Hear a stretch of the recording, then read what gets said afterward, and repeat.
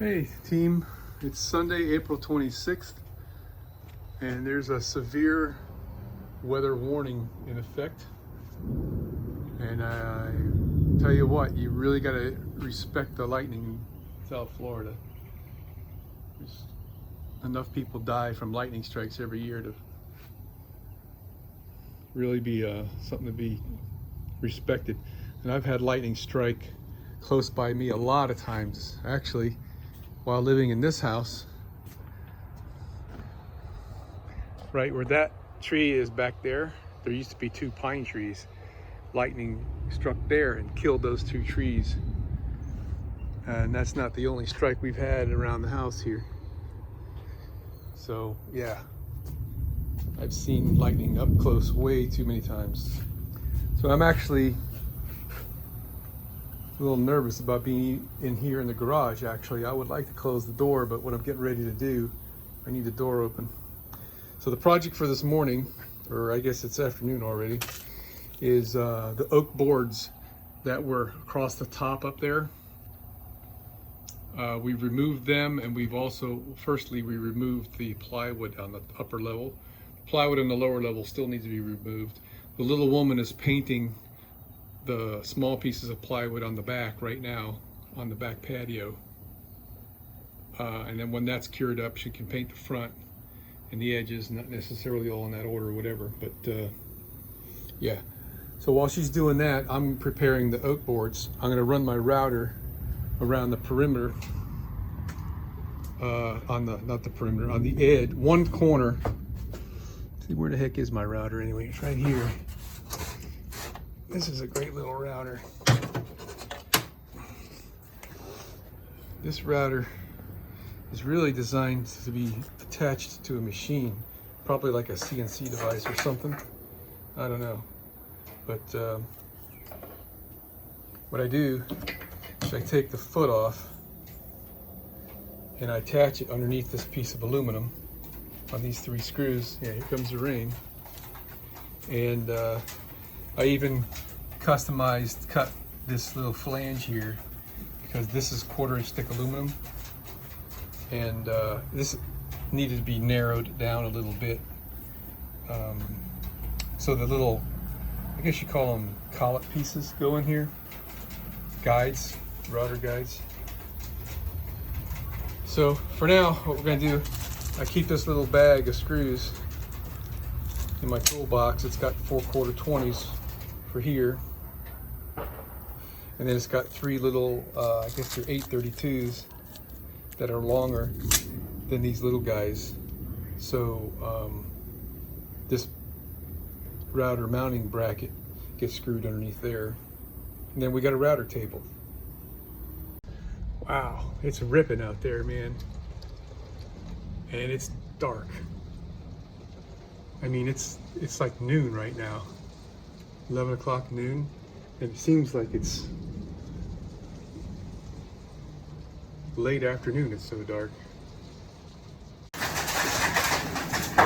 Sound of hail hitting my garage door. It's the worst storm we've had here. It's as bad as a hurricane.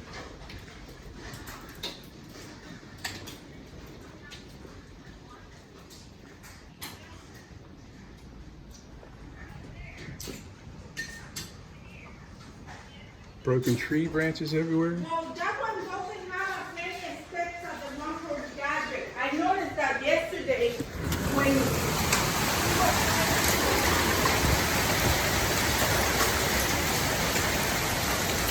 you can see the hail dropping in the pool. My wife's orchid thing blew over. Got banana trees down. There's pine tree branches all over the yard.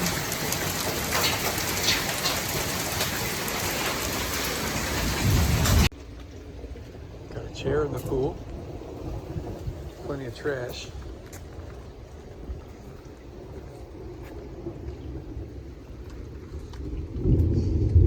Banana trees took a severe beating, man. Jeez.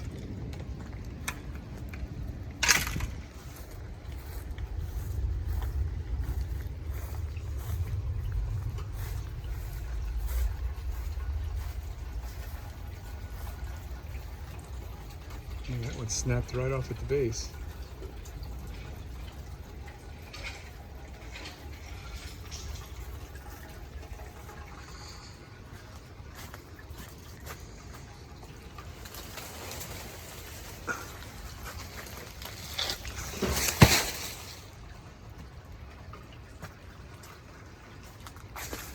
I got bananas coming on that one.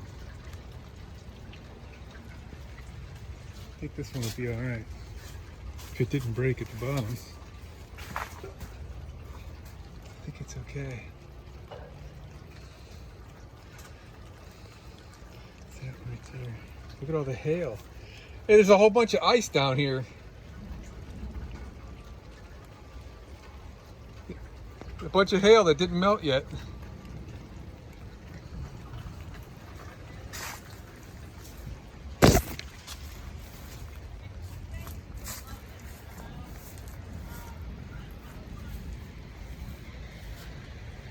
That one's all right.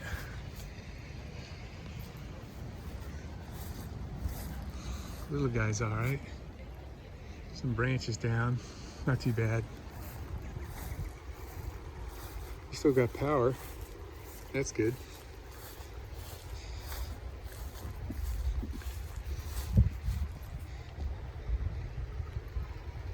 Mango leaves. Chair got blown over. Holy cow.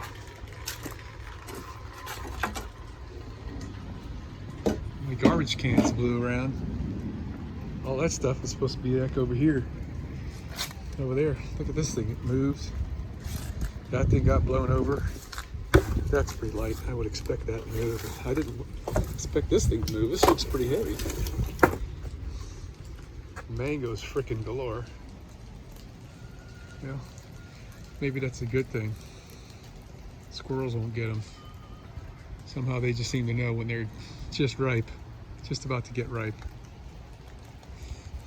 Let's see if we lost any mangoes on the Eureka mango and Golden Nugget. Oh, look at that. Brook. That won't ripen.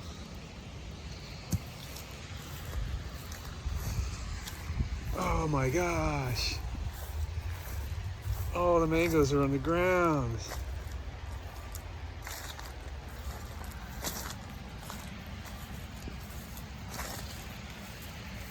Jesus. We lost probably 2/3 of our mangoes, or 3/4 of our mangoes.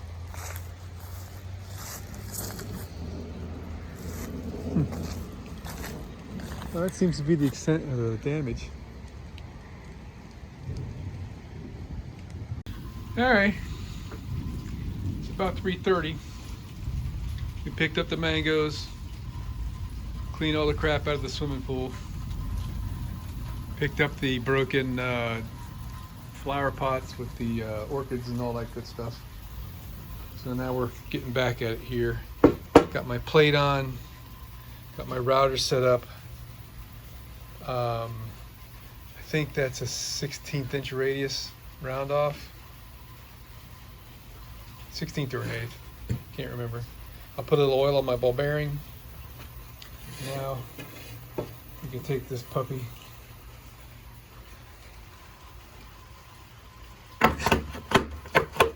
stick it up in there, and it's got a little spring clip that holds it until you tighten the nut. So what we're going to do now, we're going to tighten her up, and we're going to get some scrap pieces of the oak board. There's a piece right there, and we're going to adjust our height so the radius little point here is not cutting in. So we're going to go a little bit on the here on the low side. We'll have this thing all set up. I'm thinking about getting that piece of Luan plywood and setting it down over there, just so I have a bigger area of equal height, or almost. This is a quarter. That's a little bit less than a quarter, but at least it's something. I do have some 1/4 inch plywood over there. Maybe I'll grab a piece of that. Put a couple screws into these voids here so it won't move around. And then we're gonna run those oak boards I probably should get my little helper stand over here. And they're just gonna have to get a few raindrops on them while we round off that corner. It's about all we can do or not work. All right, we're all set up. I didn't have to put any screws in this. It doesn't slide on table saw. So it's just staying there on its own. 1/4 inch plywood, 1/4 inch aluminum, and everything here is pretty level. I guess this is a hair thicker than that stuff. So before we took these down from the bus, we took a Sharpie and we marked the edge on each piece of wood on both ends, so we know which one that we have to round off. So when you use a router, you get a smoother cut when you feed the wood into the blade as it's cutting. So in other words, if I wanted to cut this edge and I came on this side, this thing spins this way. It spins counterclockwise as I'm looking at it. So I'd be feeding with the direction of the blade, which would be incorrect. We have to turn this thing around. And now there's the corner we want to round off. One on this side of the blade, and the blade is coming at the wood. All right, so I already did a test run on this piece of plywood. I was too lazy to go look for a piece of oak, and it's putting a nice round off. You could actually go to a bigger radius than that for what we're doing on the bus. I'm gonna just go with that. Oh, actually, we probably ought to sand down the face first, because if we've removed any wood here, it'll interfere with the radius. So let me go ahead and do that. I got my vibrator sander right there. And give this a quick sanding with some like 150 or something and smooth out the saw blade cut.